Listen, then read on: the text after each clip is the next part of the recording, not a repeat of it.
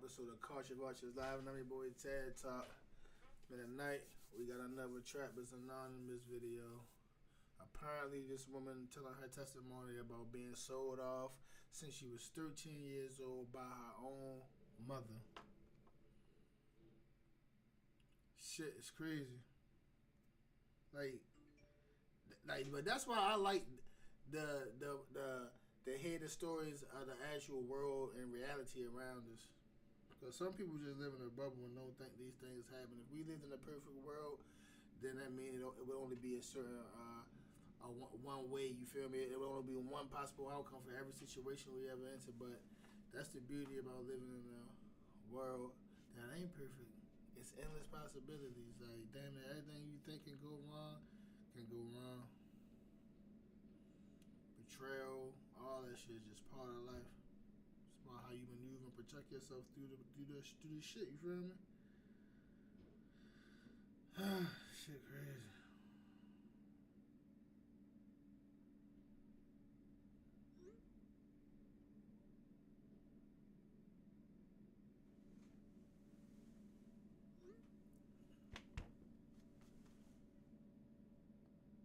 Here's the story. You're born in South Sudan but migrate to Egypt as a refugee because of the war. You finally move to America at 10 years old, where your mom begins marrying you off. Man after man trying to find one for you. You tell the school they remove you from your home and place you into foster care. Growing up in the system and dating men in their 40s and 50s, you eventually get pregnant by one at 18 years old. You tell your male best friend, and it turns out that on a drunk night, he had took advantage of you and the baby was actually his. After 5 long years of sleeping in cars and warehouses, you finally decide to give your baby up for adoption, and this isn't even half of your story. Trapping Anonymous. I think my last night with him, knowing like after tonight, that's it. So I held him real tight. I don't think I slept that night. I didn't sleep.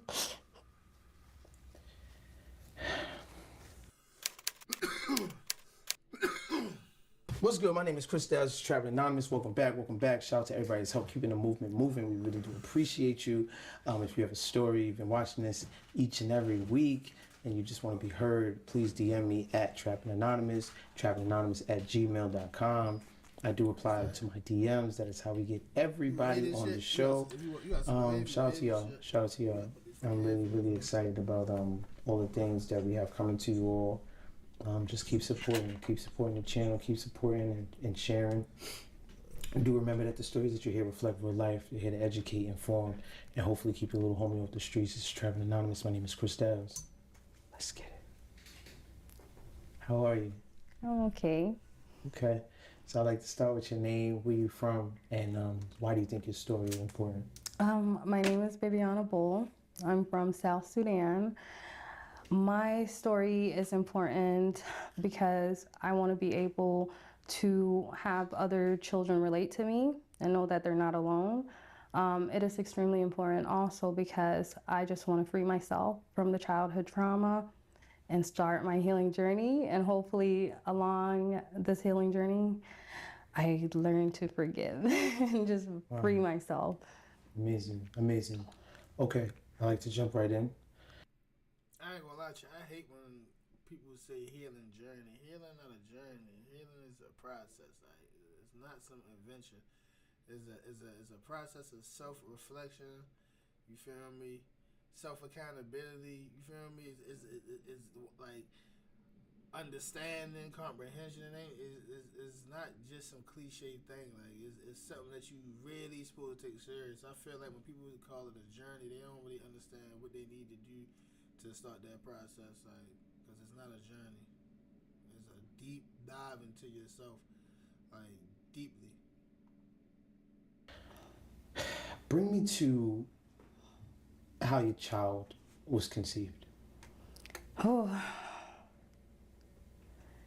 So it was my 18th birthday around that time. My best friend had essentially called me, said, hey, you don't really do much, come out, it's your birthday. I stated like, I'm in foster care. I don't have like the free will to do whatnot. And he was like, I'm gonna pick you up. He lives in Kansas City, Missouri. That time I was in foster care out in Topeka, Kansas. So he drove, I think an hour or so to Topeka to pick me up. And we went back to his place. And I've been to his. Yeah. Always wait, nigga. What you want for it? 45.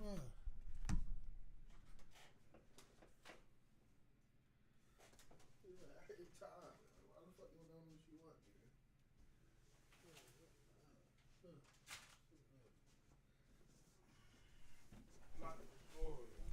nigga? Lock the bottom lock.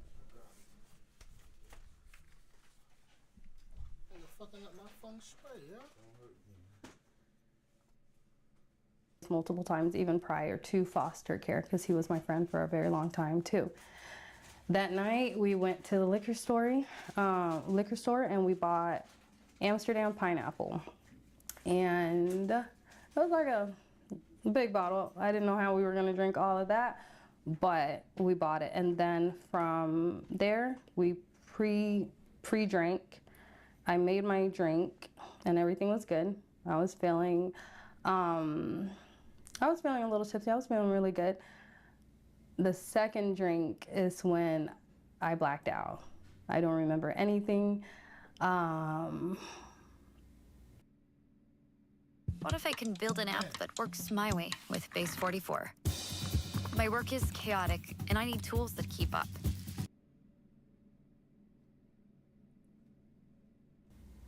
And yeah, I don't remember anything. I just woke up on my ex's bed. He said that I called him. He came up personally to come and get me. He said I was unconscious. I wasn't responding. So he picked me up and took me downstairs from what he was telling me.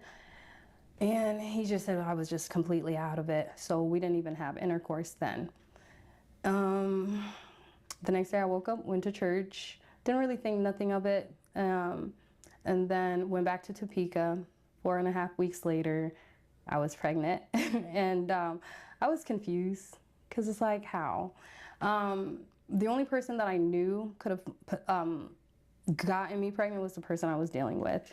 And he was a much older guy. He was like, I think 40s, 50s, and I was just turning 18.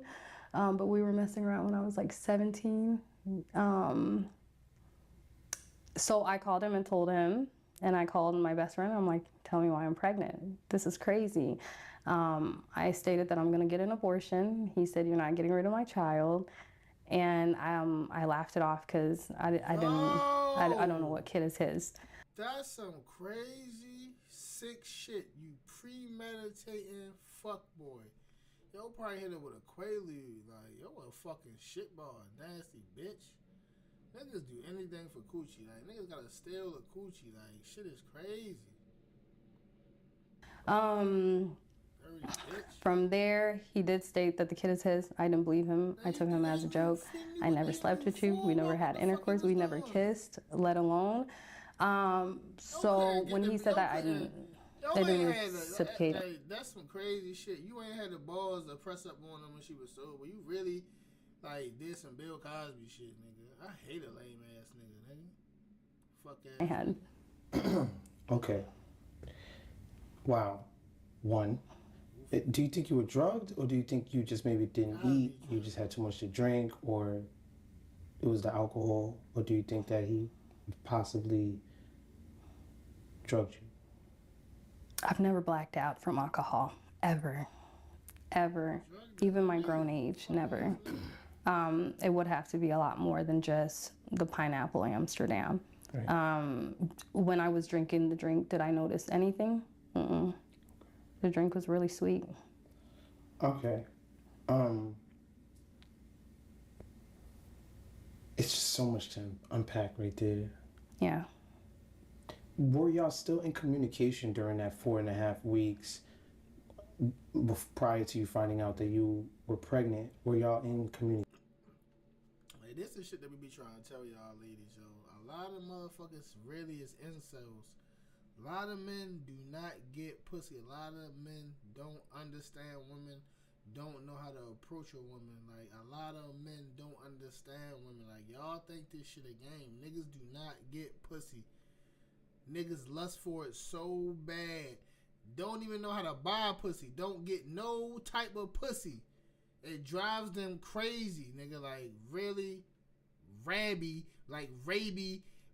food crazy. Like, niggas really is incels. Like, I'm talking about you was this bitch best friend all this time and they not once decided to tell her how you really feel. Then you stole a coochie. You drugged her and made a black girl stole a coochie. Like, typical teenager fuck nigga shit. Like, lame ass nigga.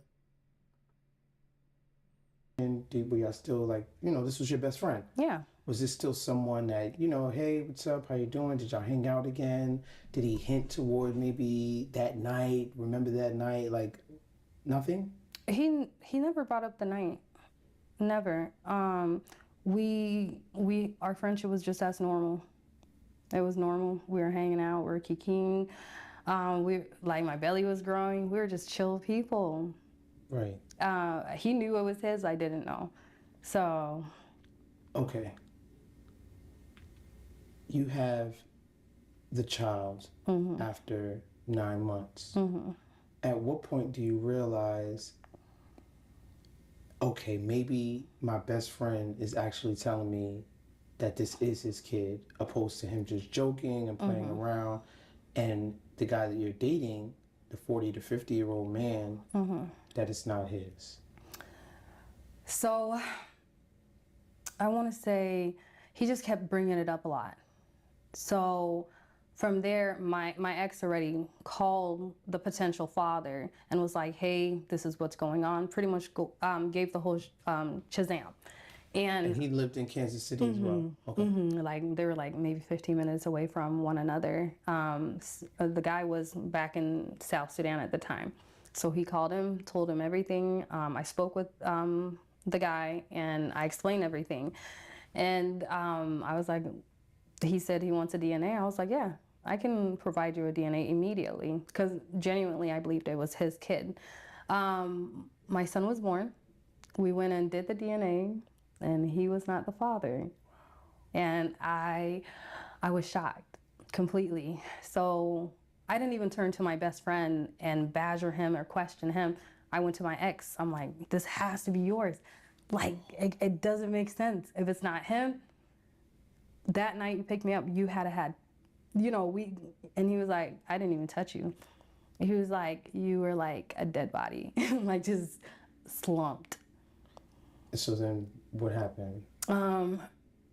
I looked at him and I knew he was telling the truth. I spoke with the now father and I was like, we are gonna have to do a DNA. He was like, it's my kid. I was like, I don't believe you. I think it was like 250. Went to the DNA lab, took him, my son, did the whole picture, swab. I want to say a few weeks later, got the DNA. It was 99.98%. And we picked it all, my son, him, and I, we all picked it up together. And when I opened the envelope, I was shocked. I was like, I think like I was just trying to make sense of things. Everything went foggy. And I just went silent. I was just kind of like, how? Trying to like put the pieces together. Yeah. How old is the child at this point? My son, he's a year. A year. Mm-hmm. Is the father helping to take care of the child, or is it just really your sole responsibility?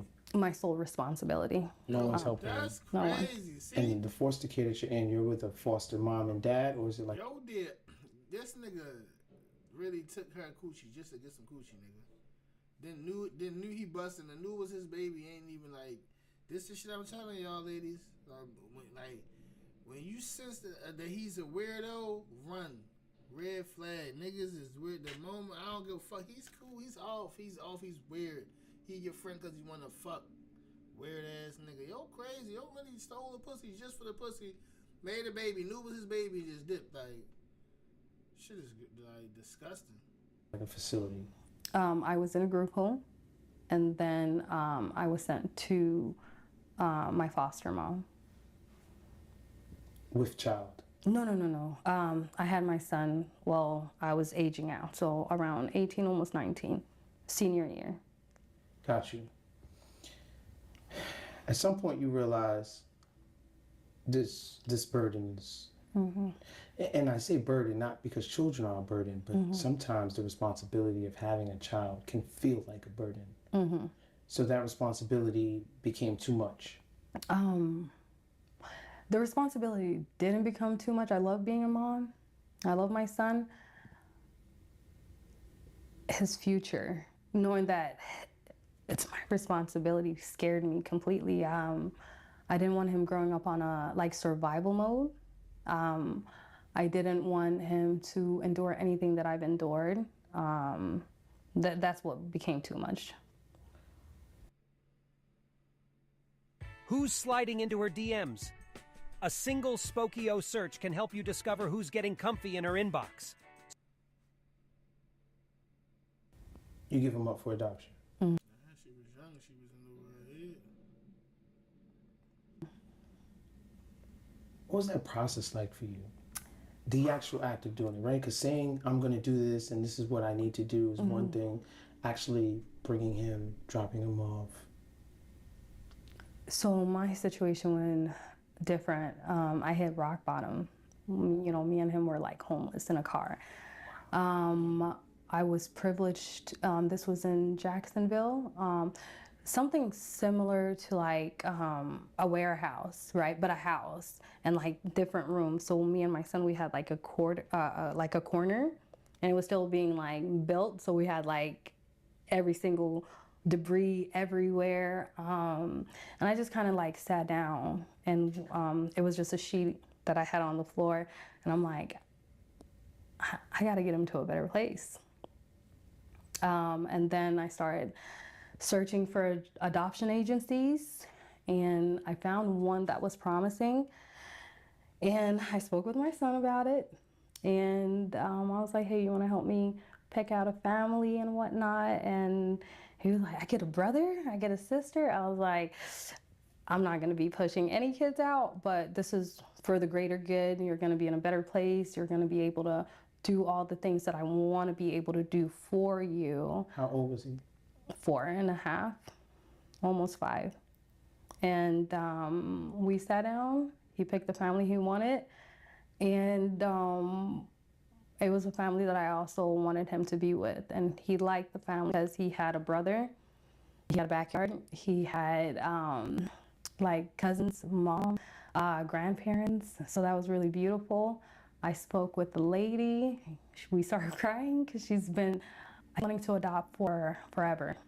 Her son, she birthed him through IVF, I believe. So already she was having issues having kids from what I remember. So Mark was such a great addition to her. I was completely nervous because it's like, oh my gosh, am I making the right decision? Are they going to take care of my baby? Is the future that I really want for him going to be given? I prayed really, really hard. It took me a month before I made my decision. And when I made the decision, that's when the paperwork started. So it was Bibiana versus Kansas and so forth. We had to take rights away from his dad. He was served a lot. Grandmother said he wasn't there when he was served the first time. They kept serving him. Finally, they're like, he's not showing up. So do you want to go for it? Then I was like, yeah. And yeah, that's how we went. Wow.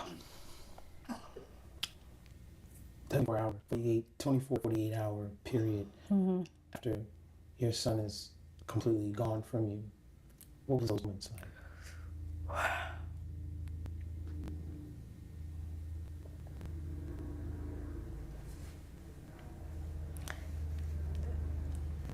It's awful.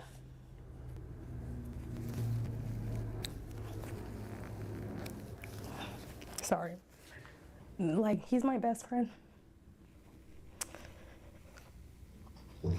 So it was really difficult. I cried. I don't like stop crying.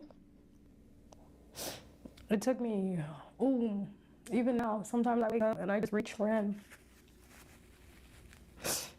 Like, that's my best friend. That's my only baby. So it broke me completely. The first, 48 hours, it was awful. I was like, I beat myself up. I was just so depressed. I didn't know how I can move forward. I feel like at the end of the day, she thought that was her best option. She did the right thing, especially if it provided a better life for her child. Like, you know what I'm saying? At the end of the day, you know what I'm saying? You put him in the best position you could to succeed in life. Like, that's admirable. It's honorable. You only can pat yourself on the back for that shit, man.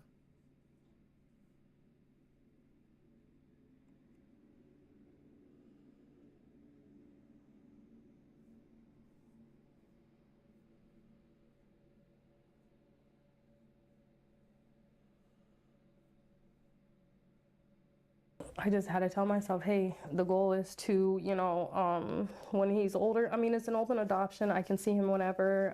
I have a good relationship with his mom and the family. So we have really good relationships. So that's how I know my son is like doing really, really well.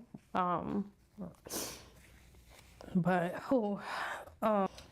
during the time, those 45 years is very significant years, very, very impactful, not just for the child, but for the parent. How are you still making a living? How are you still, you said you were sleeping in a warehouse at one point, right? Well, it was like a warehouse. It was a warehouse. I started looking for, I was employed. It was just really hard to find a babysitter and whatnot. I just started working. I worked at a healthcare company as an insurance agent. And I just started being super, super busy. I picked up a second job at the laundromat, cleaning up laundry. So, after I leave one job, I'm there till close up. And that was just my routine for a moment. Who's your child? What would be your biggest challenge in a job like this? He's now adopted. No, I mean, when this was going on, where was your child during those first 4 to 5 years? He was with me. While you were working too at the time? Whole time. Sometimes back in Kansas City and Illinois, my cousin would take care of her. She was pregnant then, so just I was feeding her, taking care of her, and taking care of him. What's the most difficult part? What's the most difficult part about giving up your child? I think my last night with him. No, like, after tonight, that's it. So I held him real tight. I don't think I slept that night. I didn't sleep.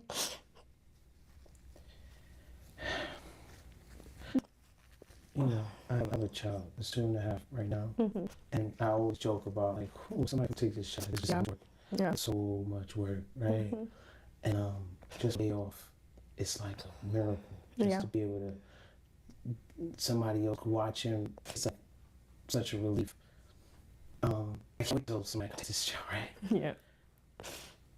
Which is a real feeling, right? But I couldn't imagine what I would actually have to give him up. You know what I mean? There's no sense of relief that you think you would get, right? From giving up this responsibility. You would sort of get like I can breathe. And you didn't feel I couldn't breathe. I felt like someone was just grabbing and squeezing it. So, yeah. You spoke to me about, at the time, the man you were actually dealing with was in his 50s. You were 17 years old when you first started talking to him. How is it even possible, right? How does a 17-year-old get wrapped up with a 50-year-old? It's common. It's normal. In our culture, you get married to older men. That's how it is. My mom was married like 13, 14. And my dad, biological, I think it's like 30, 40. He was a lot older than her. So men usually be like a whole day or two older than a woman. So you've never actually met your father? From two, I don't have any memories of him. He died in 2000. How many children does your mother have? Living, I want to say there's 5 of us. 5 of 11 children? 9, I want to say. We had, 9. Where are the other children? Deceased. Was their past. That's the one I can definitely, vouch for and be like, he existed and he passed. Now for the rest, that's just stories being told. Wouldn't know if she's telling the truth or the family or whatnot. And this is back in Sudan. Man, that shit rough. How is this going on in America? That Right? shit crazy, chat. Like, that's why I try to say the world is such a big fucking oyster. Like, in that culture, that shit is disgusting. Like, they married the young women off 14, 15. That was like, but that's their way of life. Like, that's crazy.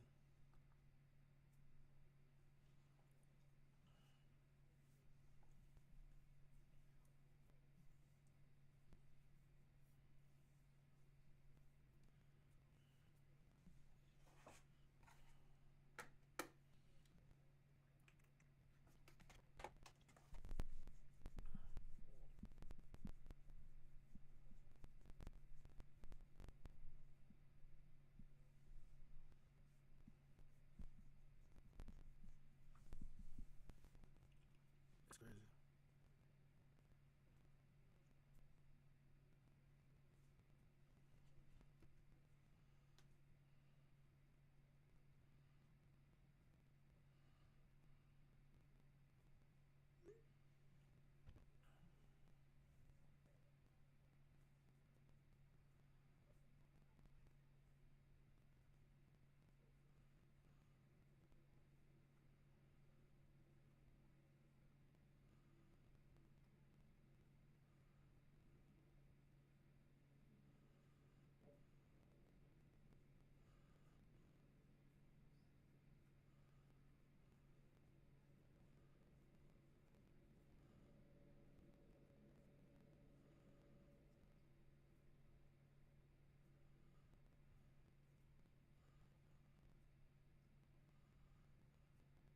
Okay, maybe in Sudan, this is sort of the culture, this is sort of how things go. In America, this is illegal.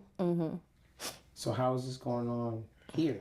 It just goes on. They manipulate documentation. My cousin, she was impregnated by her abuser at like around 15.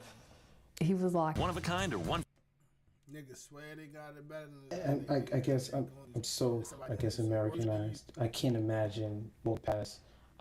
And That's why I'm complaining about shit. I just keep my head down, keep looking like I ain't have time. I'm grateful. I woke up another day. It's time to get it.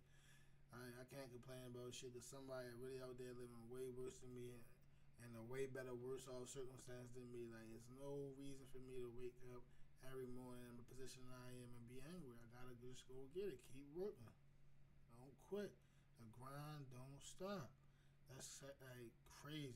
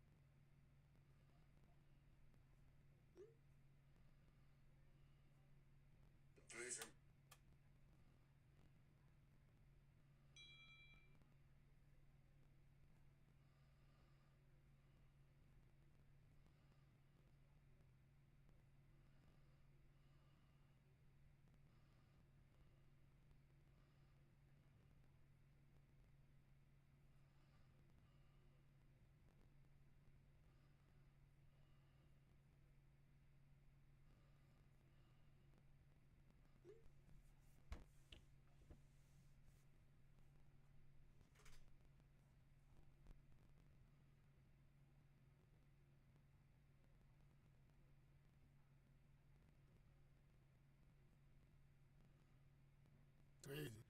They sending out fucking likeness and shit for that weak ass whitewashed ass movies and shit.